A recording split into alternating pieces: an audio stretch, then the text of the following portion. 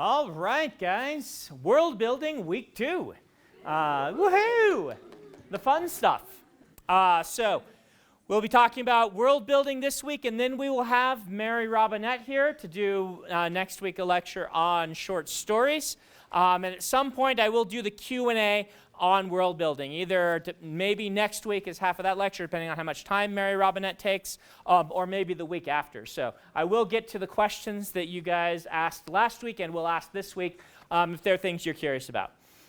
Before we kind of really dig into this lecture, I wanted to ask you guys to list a few of your favorite stories in regard to world building specifically. Film or book or video game, what are your favorites? Yeah? John Wick. Okay. Ooh, John Wick. All right, what do we got here? Avatar: The Last Airbender.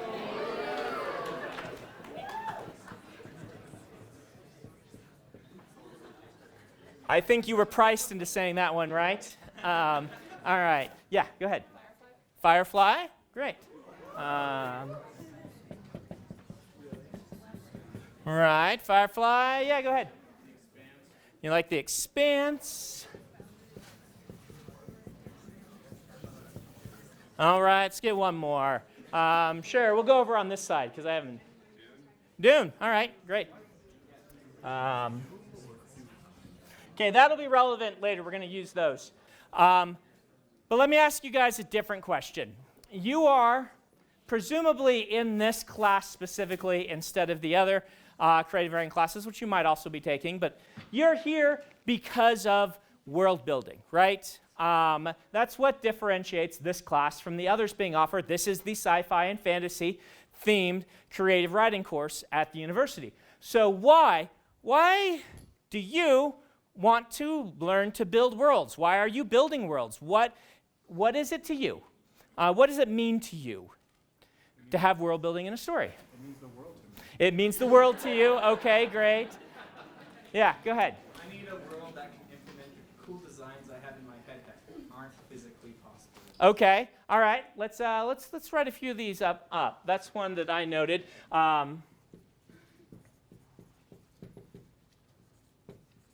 The impossible made plausible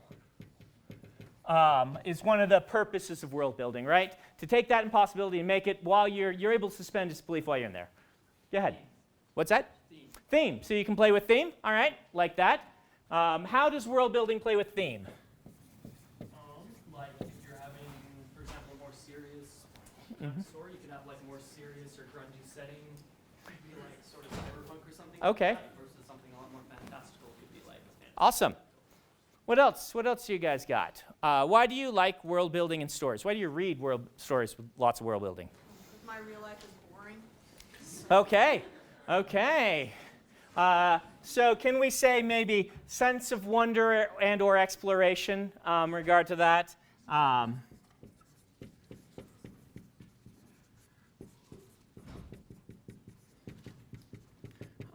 Or, you know, we could probably also write down here sheer coolness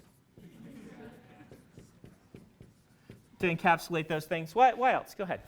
I really enjoy just seeing like a cultural butterfly effect. You change one small thing. Right, okay, yeah. I'll write that up. I love how you put that, cultural butterfly effect. Butterfly. Okay, great, yeah. The ability to explore real-world problems in a world that's disconnected. Yep. from my reality. Yeah. How can we phrase this? I have no idea. What's that? Zootopia. Zootopia. I actually had, what did I write down? Let me look at my list of notes. I wrote down something for this. Yeah. Ability to approach ideas in a fresh way. How about that? Approach. How do you spell approach? Real world. Yeah, I'll just make that sounds as approach. I totally got it right. Ideas in a kind of disconnected way, right? Disconnected. We'll talk about this. your ability, you can talk about something without the baggage that it brings to talk about it in a real-world setting. And this allows you just kind of to approach difficult ideas in directions that are maybe not as immediately polarizing. That's a good way to put it, immediately polarizing. Anything else, you guys? Yeah, go ahead. It's reminiscent of The Sims. What's that? It's reminiscent of The Sims. Reminiscent of The Sims. Okay. Play God. Yeah, absolutely. Actually, one of my favorite comics on the whole internet, look it up sometime, is caveman science fiction. And this comic is a bunch of caveman science fiction scenarios. And at the end, the moral is, I am play gods. Meaning, oh, I made a mistake. I pretend to be the gods. And really funny. You guys should go read it. All right. Let's talk about this, because sci-fi fantasy has this weird disconnect that I've noticed, at least in writing it, which is that the setting is both the thing that defines us as sci-fi fantasy writers or sci-fi fantasy works, and is at the same time the least important part of our stories. You may laugh about that, but in most cases I think it is true. Generally, if you have a story with excellent world building but bad characters and story, or bad characters or bad story, you're going to have a worse story than one that does an excellent job of character and story and has weak world building. And so of the three sort of things I talk about that make up our stories, our setting, our plot, and our character, your time is best spent learning how to make engaging and interesting characters, followed by learning how to tell a really good plot, with, in third place, your ability to have a really great setting. Now, ideally, you want to learn to do all three. However, I think there is a tendency to have what we sometimes call world builder's disease. Yes. This is where you become so enthralled with building the world of your story that you never finish world building and never start your story. And if you do start your story, you have spent so much time on your awesome world building that you want to fill every nook and cranny of your story with that world building, and by so doing, you undermine the story that you're actually telling. And so because of this, one of the things I like to talk about when we get to world building, because don't get me wrong, it is important. Having a great world will be a bonus to your story. I like to talk about world building in service of story. Ways that we can use, as has been pointed out on the board, theme, that we can use the world building that we're doing to enhance the specific story we want to tell, so that that world building becomes a big part of that story. And an important part of that story, and not just something that's there like billboards to watch on the way to actually getting to your story. That's what you want to avoid. Now, as a little aside on this, I want to talk about info dumps and about conveying information in a fantasy world or a science fiction world. I often say that I consider the grand skill of writing science fiction and fantasy, the single most important thing to learn for sci-fi fantasy as opposed to other genres, is learning to convey information about your world in a way that is interesting and not boring. And this is a trick to master writing sci-fi fantasy. That's not to say that this will make up for bad characters or a bad story. But if you are doing a good job with those, mastering this, I think, is the single best thing you can do to get yourself picked up by agents, to get passed up to editors, or to make it to that next round of acquisition, or if you're self-publishing, to make sure that people, when they are reading that first chapter, say, I want to read the next one. And that is to make sure you are conveying your world building without boring people. This can be kind of hard. So I've got a couple tricks to recommend to you. on doing this. And the first one is to always think of your world building in service of the story you're telling and in service of making good characters. And if you can find a way that you can convey your setting information through the eyes of your characters in a way that exemplifies who that character is, so that the point of the sentence or the paragraph is actually to give us more information about the character, but you, as a side effect, tell people about the world, it's what you want to do. For a kind of example of this, a metaphor of this, my wife often has trouble getting my children to eat vegetables. This is really super uncommon. I know it's only my children who won't eat their vegetables, but she realized in the mornings they like to have a smoothie with breakfast. And they really like, because they're little boys, I have 3 little boys, when things look gross. And so putting a handful of spinach into a smoothie and turning it green, they loved. They're like, it is so gross, it looks like snot. Yum, right? This is just how my children are. Oh, it's radioactive goo, yum! And you do that by throwing in a handful of spinach. Well, this is how you want to have your world building gotten across to your readers. You want them to be getting the world building by saying, wow, this story and these characters are so fascinating. Oh, and by the way, I know a whole bunch about Hogwarts now, right? This is how you want to be conveying your world building. And you want to avoid the number one, the encyclopedia entry. A lot of fantasy in its early days, in particular fantasy, some science fiction, would start with an encyclopedia entry. Not very well disguised either. Like you'd start off and it's like, here is the myth of this world. And then there's basically a whole bunch of broccoli or spinach thrown at you where you're like, you're going to have to track who all these gods are, so we're going to give you kind of a boring write-up of the history and lore of this world before we start the book. Or sometimes they were literal encyclopedia entries put in the front or the back of the book. Tolkien. I love Tolkien, lots of encyclopedia entries. He invented a new subgenre. We can give him a pass. And he still did it better than almost anyone does it. But a lot of encyclopedia entries. It's like, I can't get this all in the story, so I'm going to give you, an encyclopedia.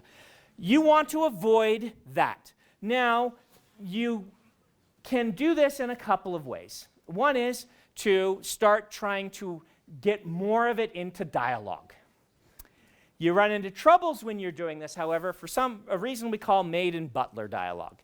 Maid and butler dialogue comes from the old stage plays where they would often start the stage play by having the maid and the butler come up onto the stage and be like, as you know, the master is away for the weekend. And the other one's like, yes, and as you know, the lady has been getting very close with the coachman. And they're basically explaining to each other things that they already know.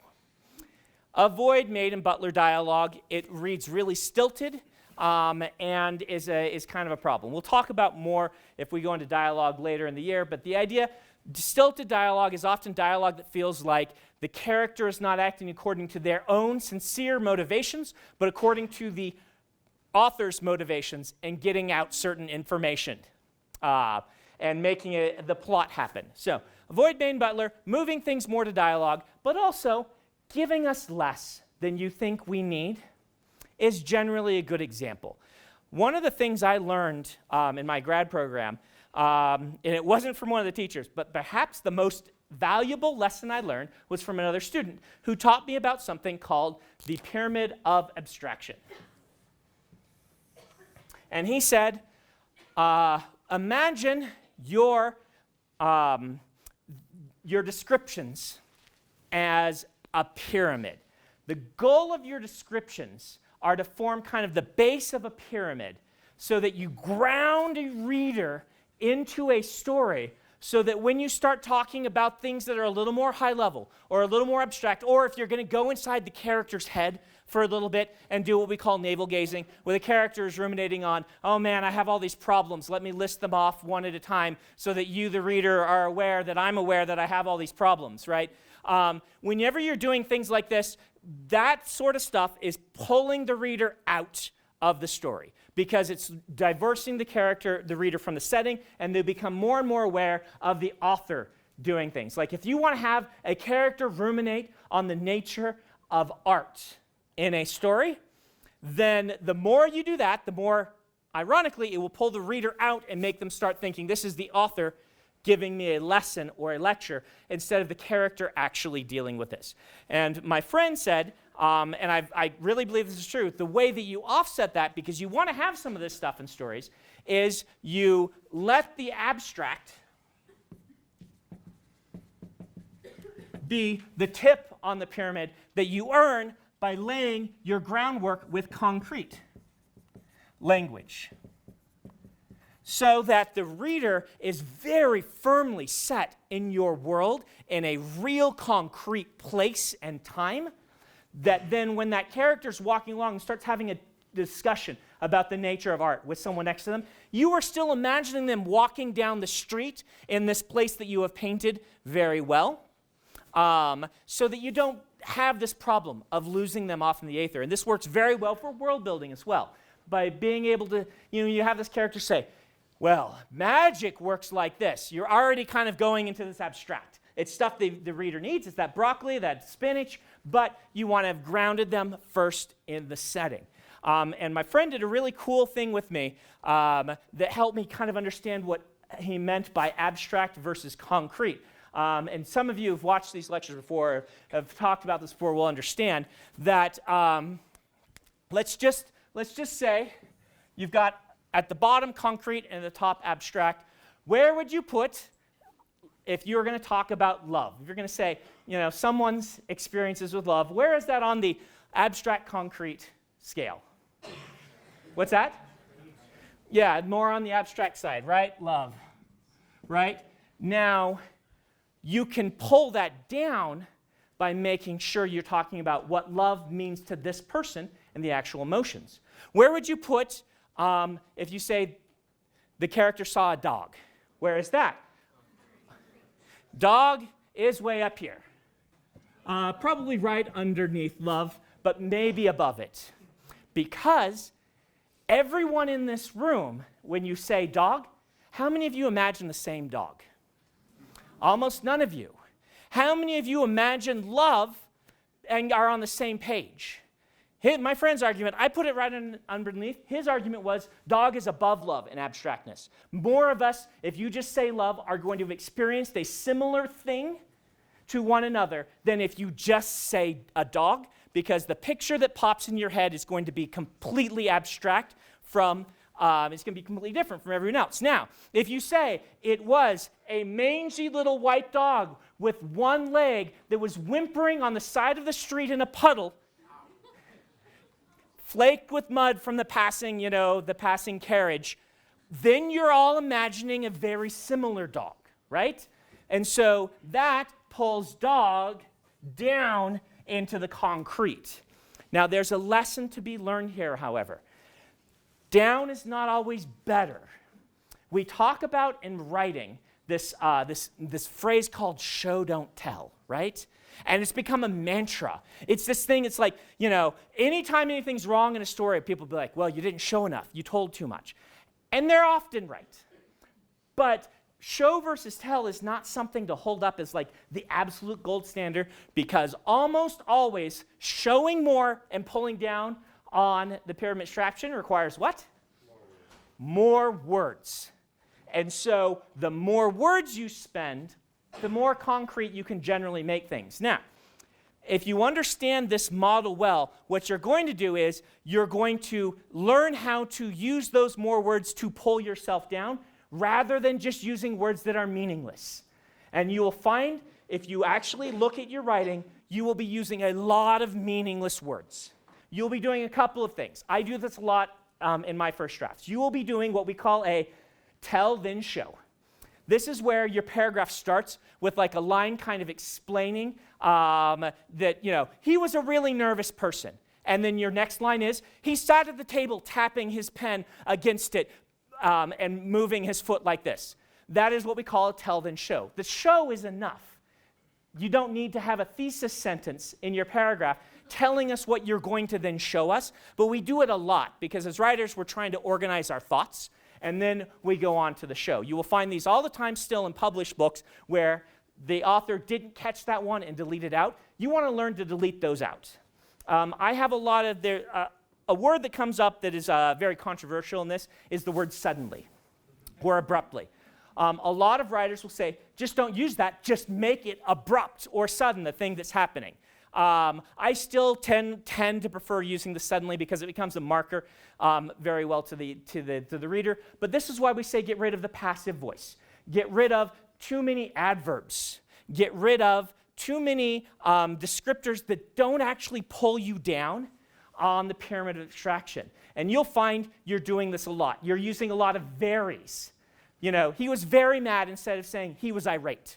Irate is further down than very mad, but very mad uses more words. Anytime you can go down by using fewer words, you're almost always wanting to make that change. And you want to get rid of these sentences that'll often just not say anything, or will have lots of just modifier words that don't mean anything, a little bit, and things like that. Like little bit is one I use all the time, whereas I'm going through my revisions like, I don't need to say that he stumbled a little bit. A stumble is a little fall. It's already in the word. I don't need the a little bit, but I use it all the time. You will find all sorts of things like this that you can cut that will cost you nothing on moving up or down the pyramid abstraction, or things you can cut and replace that will move you down.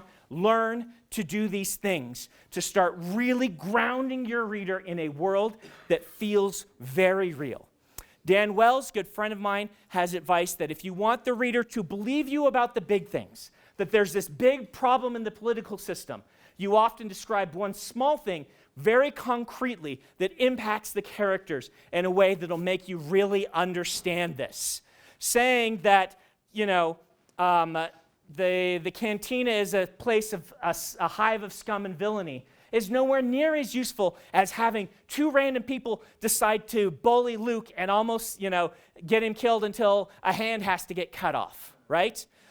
So grounding people in these scenes, showing them the ideas you want, pulling down on the pyramid of abstraction, good to start grounding your world building. And you will find if you start to do this, then you will have more space in your story to kind of talk about now and then slipping in world building details. This is why it is almost always better to start with your character in a situation where they want something, even if it's not related to the main plot. They can't have it, and we get to see them working proactively to get the thing they want, and we explain only as much world building as you need for that single instance for that character to grab us and ground us in a scene, in a world, before you start to pile on more world building.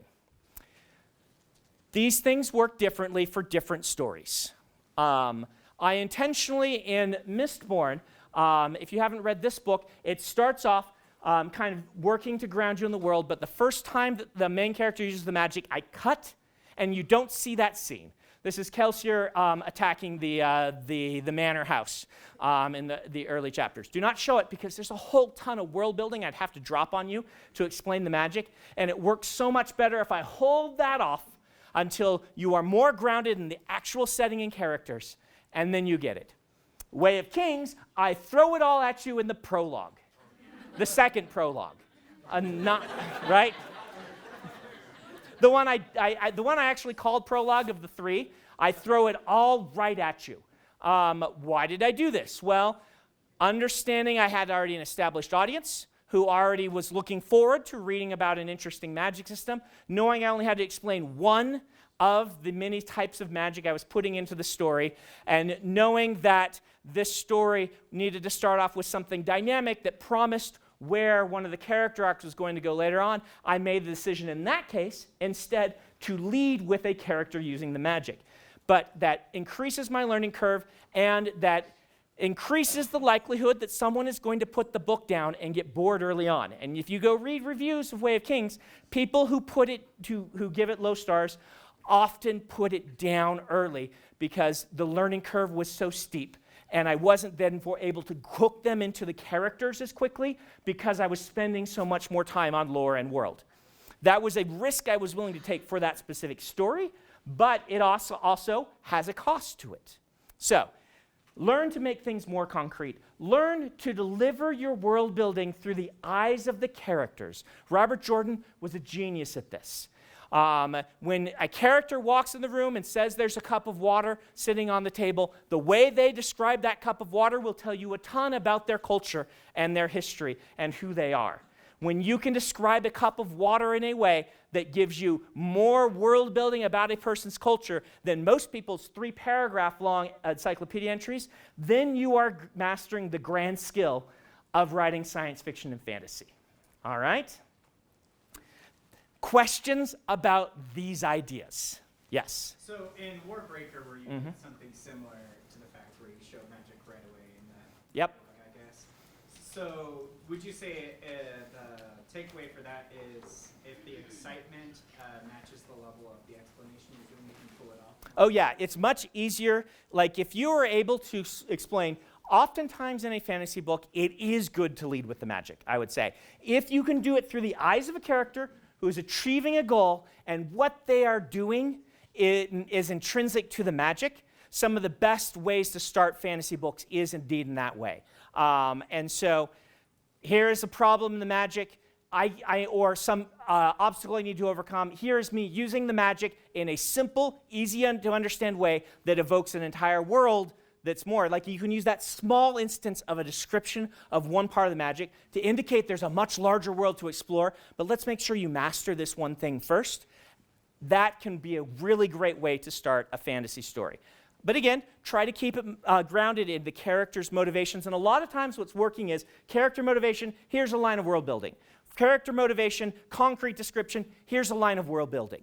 And you're moving this through. This is why so often you see authors using Watson characters in fantasy novels, apprentice characters. You know, a person who's unfamiliar with the world or setting, getting it explained to them as they're trying to navigate some sort of issue or problem in the world lets you get it out slowly, but it also lets you have these, what we call hang a lantern on it, where the person can be like, I don't understand this. And the other person can say, there's no time to explain. This is the one thing you need to know right now. And then that works really well. But there's a reason why the apprentice plot became the go-to plot in the 80s for fantasy novels. Almost all of them were apprentice plots. All the big ones, where someone young is learning about a fantastical world and then gets introduced to it step by step by some old master so that you, as the reader, can follow that path. That gets really repetitive if it's done too much, which is why in the 90s you saw an explosion of things that didn't do this, like Game of Thrones or whatnot, where it was like, no, we're just going to throw you right in. Boom, deal with it. Here we go. But then Harry Potter came, and Portal Fantasy is, so Harry Potter is a hard one to use as an example because Portal Fantasies are always going to be very popular in middle grade. They started basically with Alice in Wonderland, and they go all the way through Narnia, all the way up to Harry Potter. And this is because it gives you an easy way to make the Watson character the protagonist, who also gets to go with you and explore this fantasy world. And generally, by genre, as your age group gets older, the more you can count on a steeper learning curve. Middle grade needs the shallowest learning curve in general. YA can get a little steep, and adult, it can be like this. It can be Steven Erikson, right? It's just like, oh, here's a wall. Climb up it by your fingernails, and then you'll love this, right? That is very hard sell in middle grade. I don't know that I've read a book that has had anywhere near that steep a learning curve. Even like something like Sabriel by Garth Nix, which is more YA than middle grade anyway, starts you and then transitions you in, even though the character's part of the world. It's very common to do something like this. So middle grade and YA have different sort of understandings there. But even in adult, sometimes you want to come up with a really shallow learning curve for various purposes. Yeah. What's your advice with including world building and magic systems in journal entries without it being cheaper? Right. World building or magic systems in journal entries. So I do it a lot, right? I use them as epigraphs at the starts of stories because that forces me to dole it out slowly and only use it kind of as flourishes here and there. I tend to like it. I think it works pretty well, but you have to understand there's a percentage of your readership who will not read them. Because of that, anything you're putting in there, you need to be careful to try and reinforce through the story or make not vital to the A plot line of what your story is. You can't always do this, but I often recommend imagining that people are not going to read them or remember them because of the way they are. Majority of your audience will, but you can't count on as much as if it's in the text. And this kind of gets into this other idea of world building and service of story. Like whether you want to use epigraphs or you want to use songs like Grandpa Tolkien did, or whether you want to have a steep learning curve or a shallow learning curve, really comes into the question of what are you trying to do with your story and how does your setting enhance it? Let's go to our list over here. Let me ask you this. For those who love the Assassins sort of thing of the John Wick universe, how does the setting of the John Wick universe enhance the story that they're trying to tell? It sets up the rules of the universe that the characters all have to abide by and establishes the consequences of breaking the rules. Right. This is a very violent, dangerous world where if you transgress a simple rule, it can lead to massive consequences. And the world building is there to warn you that all of these rules they're very touchy, right? They're very touchy. Anyone else want to talk about John Wick? Yeah, go ahead. This is like an entire world of assassins. And John Wick's supposed to be the awesomest guy. Yeah. And with an entire society of assassins, it makes him even cooler. He's the top of this world. It's an entire world of assassins. I'm going to repeat it for the microphone here. And if John Wick is the best of them all, by showing how cool everyone else is, you then establish how cool he is just through natural sort of consequences of the world building. Star Trek did this sort of thing with Worf all the time. There's actually a TV tropes page on it where if they wanted to establish how awesome a bad guy was, they had them beat up Worf because you know how cool Worf was. And if Worf gets beat up, then this person must be cool. They did it enough that Worf, if you actually look at what happens in the things, is actually not that tough because people are beating him up all the time. But this is the same sort of idea. By establishing this world, I really like this idea. It happens a lot in espionage stories. That you kind of, like my wife and I say, all right, we're in spy world now. In spy world, you can accept that everybody has a minimum level of spy training, and every character you meet, like there are just certain tropes that if you're watching Alias, or if you're watching even a James Bond movie, that you just be like, you know what, this is spy world. There's going to be tons of double crosses because no one trusts each other because they live in spy world, and they've just all been betrayed 100 times. And using the setting to enhance that idea so that you're on board for the fact that the main character is going to be that not willing to trust, you're using your world building to enhance your story. Let's ask about Last Airbender, a popular choice. We'll go to you first and we'll ask others. How does Last Airbender, how does Avatar use its world building specifically in service of the story they want to tell? They set up a lot in the prologue and have Katara kind of go through that, but it's not an info dump as much because it personally relates to her and Sokka. Right. I feel like. And then the next instant is Sokka and Katara hunting, and that's how they introduce bending. Right. Mutual goal that they introduce water bending by having them on a hunt. They've got a situation they're trying to accomplish, and the water bending helps them accomplish that. How else is the overall world building of Avatar enhancing its story? Well, the entire A plot of the story is part of the world. I mean, Yeah. the bending, Aang as the Avatar. Right. Is a big part of his character arc, and the whole thing with Sozin's Comet. That is a big event that the story is Right. leading up to. That is just inherently part of the world. Yeah, and I would say that you mentioned Aang with all these things. I would mention that one of the best things they do is they establish factions that are at war, and then they give you a person whose job is kind of to unite the elements. Hey, theme! This is about uniting the factions and making peace by having one person who represents the unification of all of these things. And so, therefore, world building becomes theme in that way. Go ahead.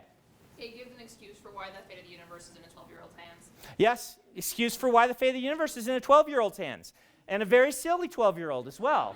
Go ahead.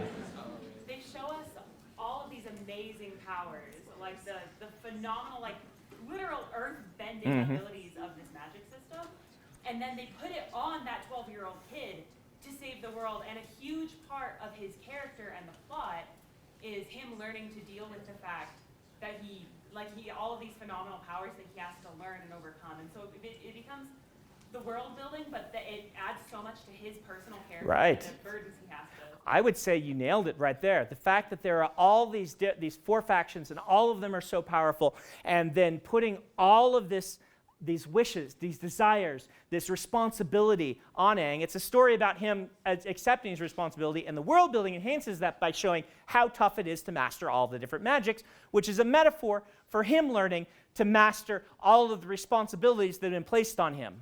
Excellent. Yeah, go ahead. It makes it easy to break it down into 3 seasons. Makes it easy to break it down in seasons. There is a reason why Mistborn has 3 magic systems, as I told you in a previous week, and we dig into 1 in each book. Very nice structure. Go ahead. It's based on real-world religion and philosophies that are familiar enough that it doesn't need too much explanation. Yeah, it's familiar. So what he said is that it's based on real-world philosophies and religions, which allows us to not have to explain as much by using the 4 Aristotelian elements and kind of using, like, before Avatar came out, I remember giving talking to some people and being like, I'm so tired of water, earth, fire, air as your magic system. And yet, in this story, they did it fantastically well and kind of proved that anything that has become a cliche, done well, stops being a cliche real fast and starts being an advantage instead. Like, what do they say in programming? It's a feature, not a bug. The fact that these bendings are established that you can kind of imagine, what would a firebender do? That you can make that leap by yourself, and then they can show this person and then expand on it in their world, can be very handy. Now, the danger with some of these things is some things that have become used so often, such as the vampire. What is a vampire? That you also pull a lot of baggage. The Aristotelian elements, not as much, but you do have to watch for this, right? You're like, if I'm going to use a vampire to cut corners, but then my vampires are very different from vampires in other stories, you're losing some of that world-building learning curve stuff that you got, and you're going to end up replacing it with info dumps that you're going to have to constantly remind the reader that my vampires aren't like these other vampires, which in some ways is as much or more work than it is to just come up with your own thing. So that's a push and pull you have to kind of come up with on your own. Avatar has one of the best map to plot story. Yes. Because they're constantly moving everywhere, and every place they move to has a big impact on the story. Right, using the map, the actual, like we talked about in the travel log, that having a map with places you can go opens up a lot of mystery, but also opens up, you can follow the characters along. And Avatar, of course, has the map split up by kind of factions, which really enhances the sort of, we're having an argument together. All right. And there's a lot of conflict going on. How about that? We have to move on. Otherwise, we'll spend all our time on this. Firefly. Anyone want to talk about how the world building of Firefly enhances the storytelling of Firefly? Okay, go ahead. It's really easy to feel the desperation and the difficulty that the characters are in when you understand how just kind of uncaring the universe around them is, on one hand, and then on the other hand, if they get noticed by the Federation or whatever that the government group is called, they're just going to squash like a bug. They don't Right. really matter at all. Establishing an uncaring universe where you can get squashed like a bug, and also this kind of oppressive group. And then I would add to it using the sort of Wild West metaphor to reinforce that they are in a place where they can get away with some things. They're outside the law, allows them to have some flexibility within the system. You learn a lot about Malcolm and Zoe's characters by the fact that they were in a rebellion that lost. Right. So you automatically learn a lot about the history of their character, as well as learning about how the Federation is now. Putting them in a rebellion that lost is an excellent way to talk about there being this evil empire, right?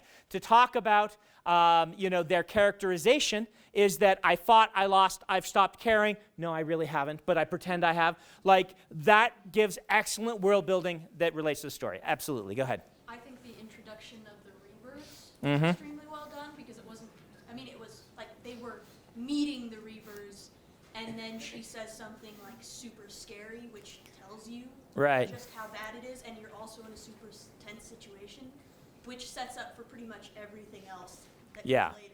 Introduction of the Reavers. It's called Reavers, right? Yeah. Reavers, she says, was done very well. And yeah, I agree. And in fact, part of this whole uncaring universe of it enhances the danger. Like in a lot of science fiction, something like the Reavers, which are just like space pirates who've gone crazy, would not be that dangerous, right? But in this universe, they are super dangerous because it's an uncaring universe and it's not full of force users and things like that. Yeah. I think the big thing is, over the course of the series, you become so familiar with Serenity that it almost becomes a character unto itself. Right. And like, it becomes a place that you want to be. I think that's something that a lot of visual types of media have in common. Like, Yeah. same with Avatar, like the aesthetic pulls you in. The aesthetic pulls you in. Serenity, the ship, becomes a character. I would say that that's a good rule of thumb, regardless of what you're doing, that you want your setting to become a character unto itself and treat it much as the way you would treat a character and apply some of the lessons that we're going to talk about in the character weeks to your setting, making it have interesting quirks. It maybe won't have motivations, but it can be consistent in what it presents to the characters. All right, let's quickly just do like one on the Expanse and one on Dune. The Expanse. Who wants to handle the Expanse? We'll go over here. Nice thing about the Expanse is that it makes everything really dangerous immediately. You're in space all the time. You're always dealing with really physical problems, and it forces the captain and his crew to make difficult decisions all the time. Forces the captain and the crew to make difficult decisions all the time. It is another kind of uncaring universe, dangerous. And I would say some of the world building that spans, like a lot of the tension in the Expanse is either politically, political tensions, or it is something is broken and we need to fix it, is kind of how things go. And so they do a very good job of showing you need to understand the physics of this world if you're going to fly around in space because you're going to need to fix things that are broken. And if you don't, you're going to get squished. Dune. We cannot cover Dune by one person, but let's see if somebody wants to handle Dune. By the way, Dune is my favorite world-building sci-fi fantasy world, probably of all time. So, go ahead. How does Dune's world building enhance its story? Well, you're dropped in a setting where computers are immediately legalized right at the start of the book, so you understand why there's not such a high technological place there. But at the same time, you're brought in to understand why there's this space war going on with the trading of spice, and it just gives that sense of tension throughout the entire story is when you're dealing with. Yeah, gives tension to the story and things like this. I would say one of the elements that makes it work is the spice. By having your fantastical resource be what the universe needs to function, but also be central to the mythology and lore of the people living on this planet, and immediately important to the political control of the main character who's been put in charge of it, it becomes the linchpin piece that makes it all work. And that making a fantastical resource work that way really enhances the fact that this is going to be, about factions fighting over it and the religion and how it intersects with, some people wanting it for money, some people wanting it for trade, other people wanting it for religious purposes. All just enhances this idea. We could talk about Dune for an entire 3-hour session, I'm willing to bet, but let's go ahead and move on to this idea of how you actually do this. This is all great, sort of, a lot of what we've been talking about here is kind of the abstract stuff. So, how do you, Brandon Sanderson, sit down and build a system where this all works, where your world building is done in service of your story? How do you begin? And I usually divide my world building into 2 general categories. I have what I call the physical setting and the cultural setting. This just helps me have a division point in my mind of the different types of things that I'm going to try to world build.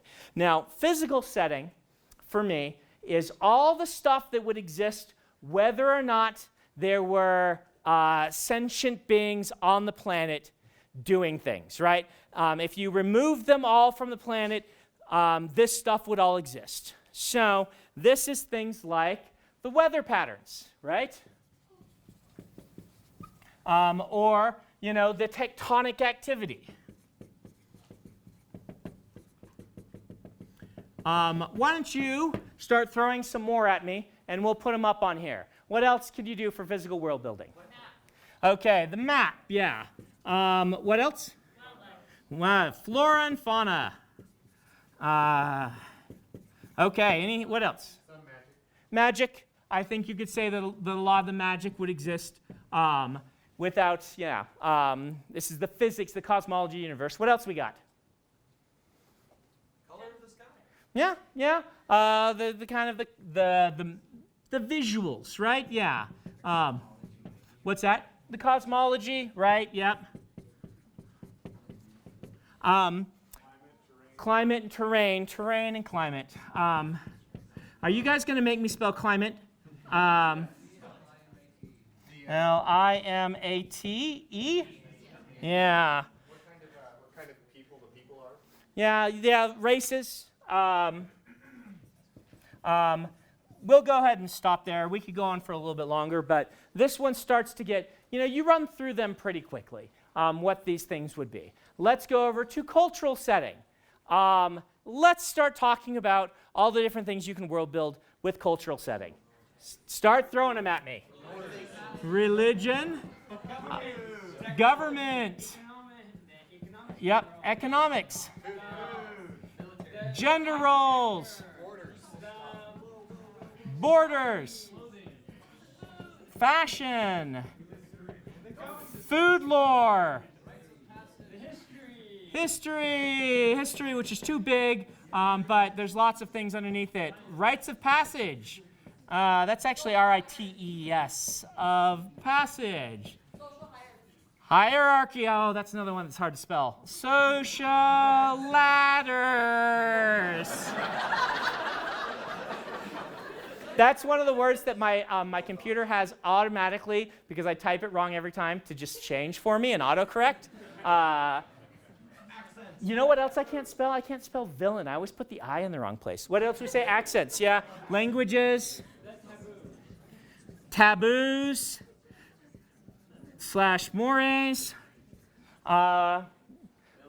Military, yeah. Military tradition. Greetings. Swear words. Yeah. Oh boy. We could go on for a long time, couldn't we? One lesson of this is there's a ton of things that human beings do that are really interesting and really fascinating, and you could probably spend the rest of your life building a world where you took everything that we wrote on the board, let's say we took an hour, wrote everything we think of on the board, and then you could spend 80 years building a world where you consider every one of these things. Remember what we talked about last week with the iceberg? Yeah.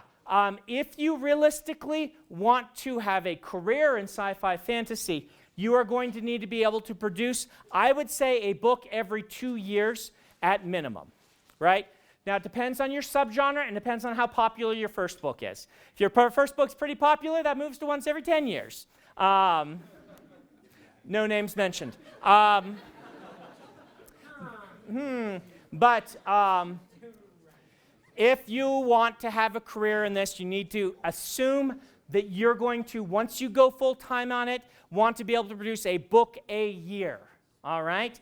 If you are producing a novel every year, they can't all be in the same series if it takes off, though as a little aside, if you're trying to break in, you have a decision point to make, which is how much do you write in the same series and how much do you not? When I was breaking in, I realized if I sent off a book and someone rejected it, that I couldn't send them book 2. And so if I wrote 10 books and they were all in the same series, and then the first book got rejected by all 6 major publishers back then, there's only 5 now, but got rejected by all 6 back in the days before self-publishing was really viable, then those 10 books could not be sold, right?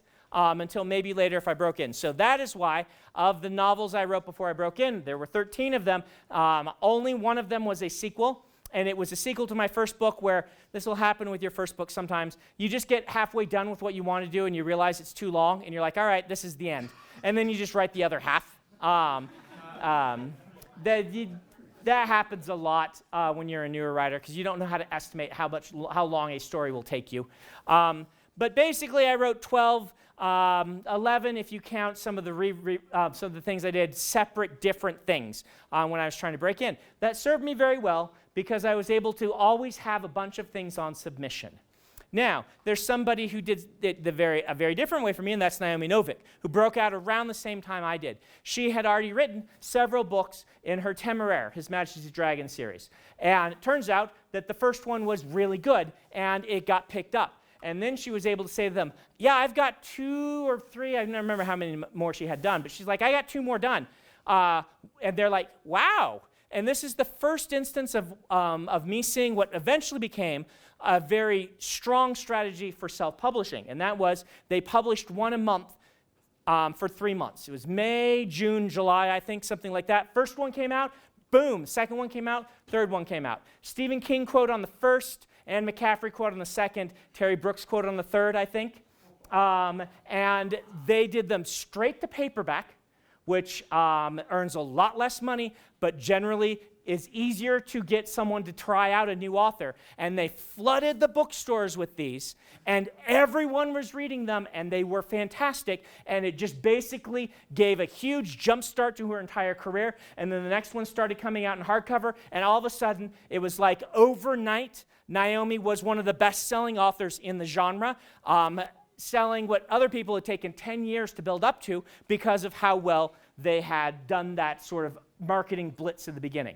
That's what she gained by writing everything in the same series. This is very common, by the way, in self-publishing these days, in indie publishing, where you write a bunch of books in a series, usually for indie publishing. You want them to be short, you want them to be episodic, and you want them to be fast-paced. So you're looking at something either romance-focused, something action-adventure-focused, something mystery-focused, where each one is its own story. And then you get all those ready. You've written like 12, and then you're like, I'm releasing one every 2 weeks or every week for this huge blitz, and I'm going to pay for all of my marketing money and all of my book bubbing and all of my Amazon ads during this 3-month blitz where I'm releasing all these things to try to jumpstart a series.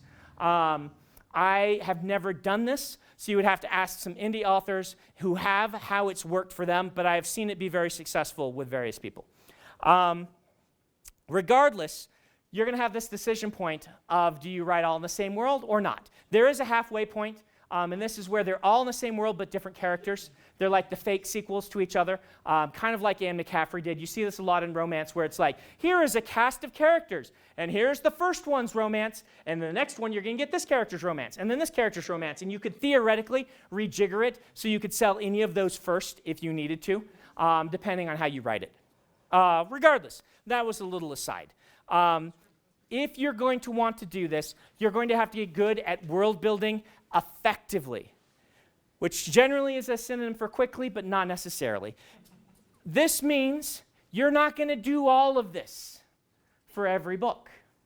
In fact, you're going to highlight a few of these things in a given story. Generally, I pick one from this side. Very big surprise for anyone who's read my books. From this side, hey, we're going to have a really strange weather pattern in this world, and we're going to then let that very strange weather pattern let us spiral into a few of these other things, but they're all coming off of the interesting weather pattern. And then I will pick a couple of these, and I will really focus on them. Elantris, I focused a lot more on the linguistics. Why? Because the linguistics was the same as the magic, and so I spent more time understanding what the different languages people would speak. In Mistborn, no time on linguistics, almost none at all. all of the linguistics in mist form, like they speak galactic standard, right?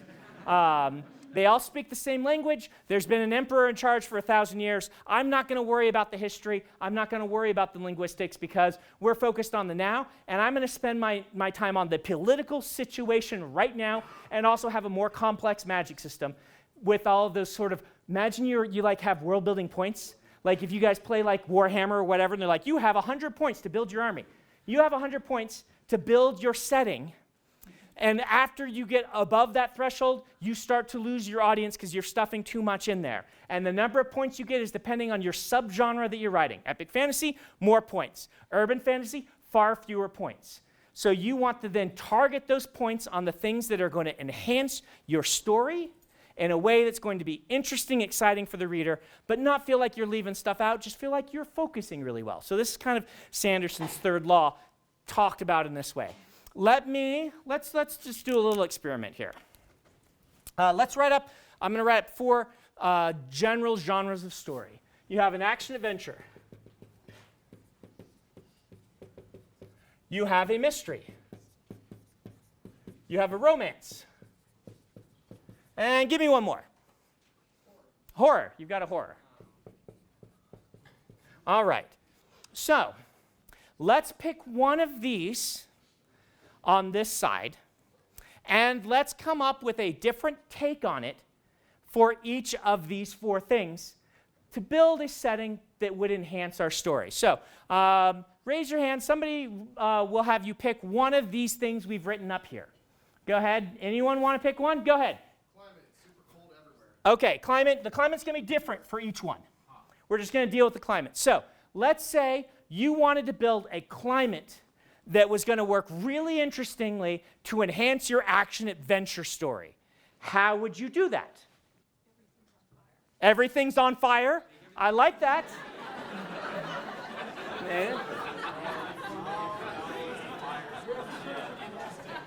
I don't know if that's actually a climate. I don't know if Australia this summer is a climate, but or give me another one. Like, let me ask you this: how would that enhance an action adventure? Cheyenne, was you the one that said that? Yeah. How does having everything on fire enhance an action adventure? It's volcanic, and they're learning to live on a volcanic planet. They're learning to live. How does that enhance an action adventure story? Well, they have to avoid not falling in the lava. Okay, so you're going to have an action adventure story, which often will have moving from place to place and exploring exciting locations. You have a dangerous, it's not really a climate, but we'll go ahead. We've got a dangerous biome that is really dangerous to explore, but the characters are going to have to do it anyway. That enhances an action adventure. What else do we got on action adventure? Someone want to suggest one? Go ahead. Super mild climate, then all of a sudden turns hard and just Yeah. everything breaks.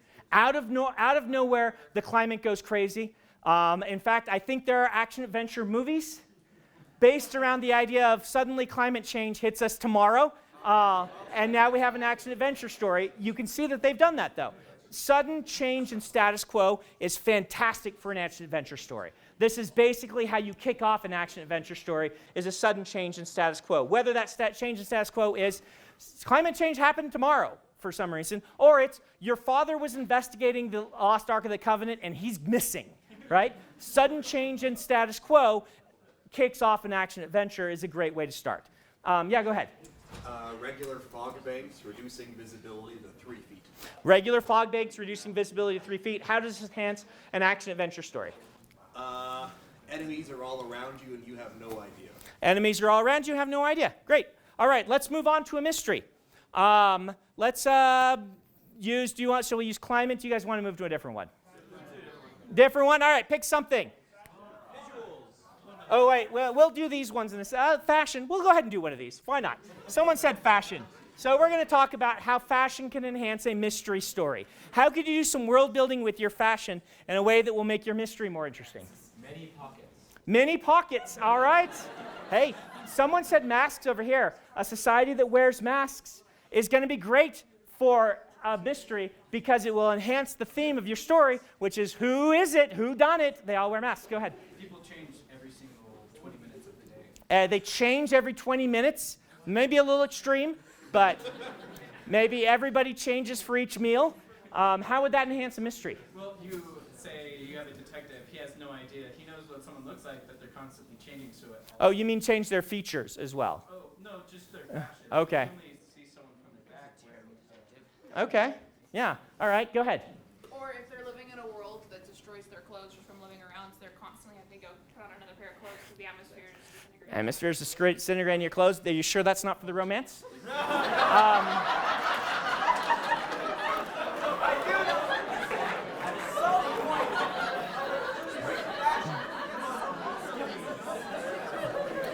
All right, let's go over here. Go ahead.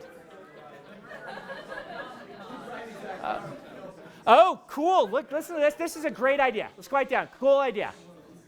The murder happened at Comic-Con, and it was Naruto who did it. Yeah. That's actually genius, right? There was a Naruto cosplayer who committed the murder, but there's 50 of them at the con, and we have to try to find them all. That's using fashion perfectly in your story's world building. I love that one. Go ahead.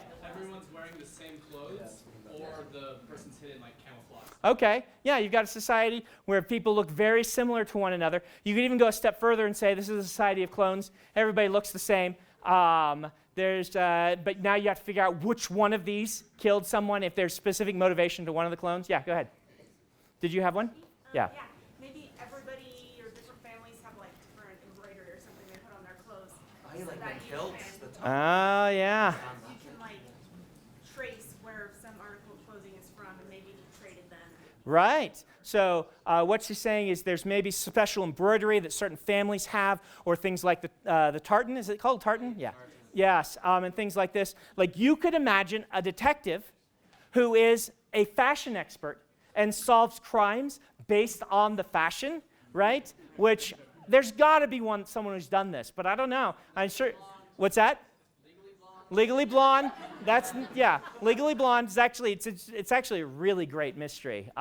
It's paced very, very well. But something like that you could totally use. Perfect idea. All right, let's go to our romance. What are we going to use from around here for our romance?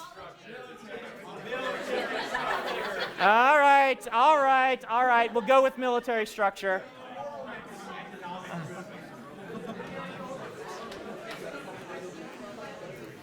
How can you have an interesting military tradition or structure and tell a great romance story in it? Lovers have to be star-crossed. Lovers have to be star-crossed, so? The military star-crosses them. So, I mean, are you saying that an enlisted man falls in love with an officer or something like that? Like whatever military hierarchy. Yeah, you're breaking the military hierarchy. Or, I mean, the easy go-tos are she's on one side of the war and he's on the other, right? What could you do that is a different military tradition or thing from our world that does not exist in our world that would be distinctive for a fantasy world that would let you tell an interesting romance? All right, go ahead. Maybe there are different factions of the military, and they each have like honed their craft in their families, and people from different crafts want to get together. But then it's like, but which?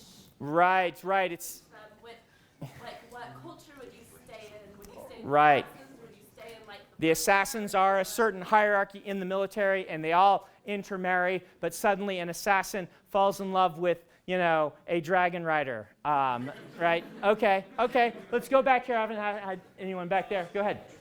Jedi can't date ambassadors. Jedi can't date ambassadors. I don't like sand. Right? All right. Have you done one yet? You haven't, right? Yo, go ahead. Well, I was gonna say instead of trial by combat, what if you had romance by combat? Romance by combat. Actually, I've seen good romance stories on this, where it's Star Trek. But also there's some classic stories about if you want to marry my daughter, you have to defeat my champion. But then the daughter is the champion, right? Right. That's brave. But there's a Greek story that's that. I want to say, an old Greek story. But yeah, go ahead. Also, kind of like the Parshendi war couples. Yeah. You have, in order to be in the military, you have to be married and fight with your spouse.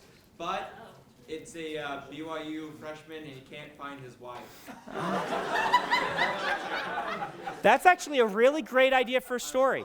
That it's kind of this thing where you've got the Pacific Rim where you need a team for some reason to work this military. You could have some big mech where it's like this, and you need to be, a pair. I mean, it works very interestingly in Dragon Riders of Pern, where if your dragons hook up, it's kind of almost impossible for you to not hook up with the person that is the other dragon because of the way that the bond between human and dragon works, which is also kind of the same but different sort of idea. There's so many things you could do there. So yeah, great, wonderful idea. You should write that story. That'd be a great story.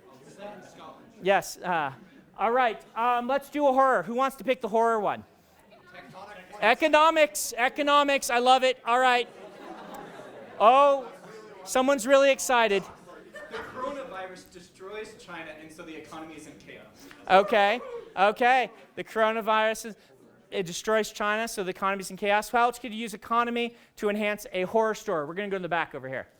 Yeah, a certain monster is chasing you, and if you have the money, you could buy the solution to whatever the monster. You could buy a gun. Okay. Monster is chasing you. You can use money to make the monster not chase you in some way. Maybe you can buy off the people who have sent the monster against you, and it goes to someone else. Maybe you have to be on the list that the monster's going to kill, but you can put a whole bunch of people by paying it on the list before you. And if you can fill the list with enough people for it to kill that it'll never get to you, then you're in good shape. Yeah, go ahead. Oh, yeah, go ahead. Have it be that like some races infiltrated and they took over all of the major stock markets, and then it turned out that they came to the front and like took over like Right. humanity. Alien invasion via stock market first, like this, over here in the red hat.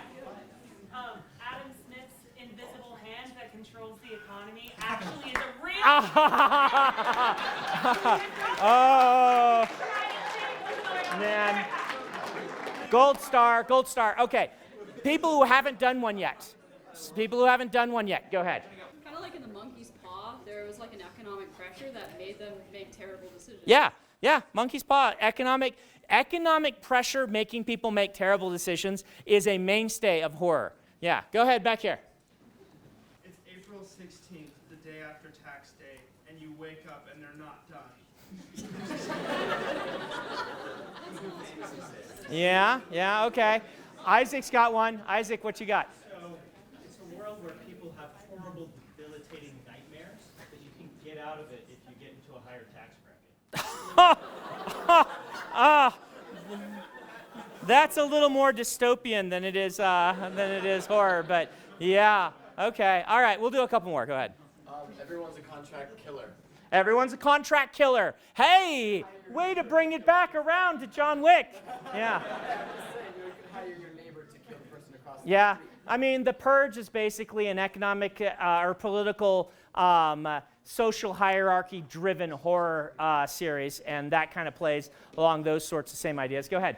Super rich people can buy you so that they can hunt you down. Yeah, dangerous game. Super rich people have a weight that they can hunt you down. Let's go ahead. We'll wrap these up. We could go on and on and on, I'm sure. So why do I do this exercise? Well, the point of this exercise is to point out we could take one of these things and we can riff on it to the point that that one thing changed in an interesting way can make your whole fantasy story, right? Because of that, you don't need all of this. It is good to be aware of the different options that are available to you, but it's also really important to pick a narrow focus for most of your stories, okay? And the subgenre you're in, again, will let you determine how many of these things you do. But remember rule number 3. One of these done really well is almost always better than trying to do 5% of all of them. Now, a lot of times, what I will do is I will pick, for instance, weather, the high storms in Roshar, right? I'm like, all right, I'm writing epic fantasy. I got a lot of world building points. This is my focus in physical setting. There's a magical hurricane that hits the world every couple of days. Now, what I want to do is I want to interconnect it. And if there's one thing I want you to take from this particular lesson, it is that picking an idea and then interconnecting it into the rest is a lot of times the best way to create an epic fantasy or epic science fiction. If you say, okay, weather is our focus, that of course is going to influence our climate, obviously. How can I have the weather then influence my flora and fauna? Because what happens then is you're spending your world building time on the storm and how society reacts to the storm. Then when you mention some little thing, oh yeah, these animals have a life cycle that uses the storm. The reader says, wow, it's so expansive, because their imagination then takes that and runs with it all along the directions you want them to by showing one small thing, one small effect done really well about how the world building works. Your reader will add so much more to you. And then when you say, all right, I'm going to make sure the weather is tied into the magic somehow, because this is our major world building theme, that's where Stormlight comes from. If you haven't read the books, the storm deposits magical energy which you can use to fuel your magic. No storms, no magic. Therefore, whether or not you're able to use the magic as much as you want is based on how often the storms are coming through and your ability to tap into that. And so suddenly we start reaching and saying, all right, how does this affect our religion? How does this affect our government? How does this affect our economics? Not all of it interconnects. Once in a while, I'll pick a few things and say, okay, gender roles in this world are really wonky compared to what your average American's gender roles would look like. Women can read, men are forbidden. What does that do? And then I start to look at, say, all right, how does this affect this? How does this affect this? How does this go here? Why do women wear one of their sleeves covering one of their hands? Well, why do they? Well, the actual answer is I think taboos are really interesting. And when I was in Korea, you didn't show the bottom of your foot to people. It was considered very taboo, which was just bizarre to me. And I thought, human beings have really weird and interesting taboos. There are certain tribes in South America that walk about naked as we would see it, but they don't consider it naked because they have their gourd on that is covering a certain part of their male anatomy, just a bit of it, but enough that it's not considered naked. And we look at them and we're like, they're just naked. They're like, no, I'm not. I'm perfectly well clothed. Taboos are really fascinating to me, and so I wanted a fantastical taboo. That's why it happened.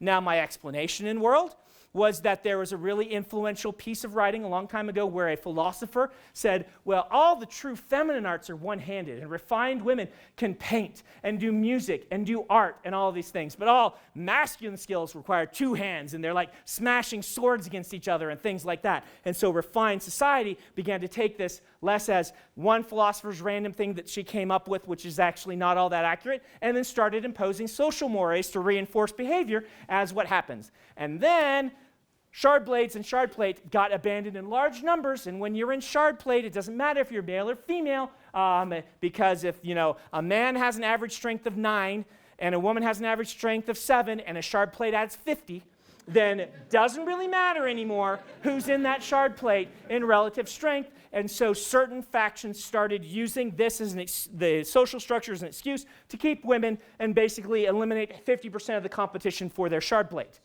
But this doesn't matter so much as doing something that feels like it works in the society that I'm writing. Your explanations are not as important necessarily as making it feel real. Remind me next week, if I have time, one thing I missed from this lecture we didn't get to is internal logic versus external logic, right? And we will talk about that another week. For now, go forth, build some worlds.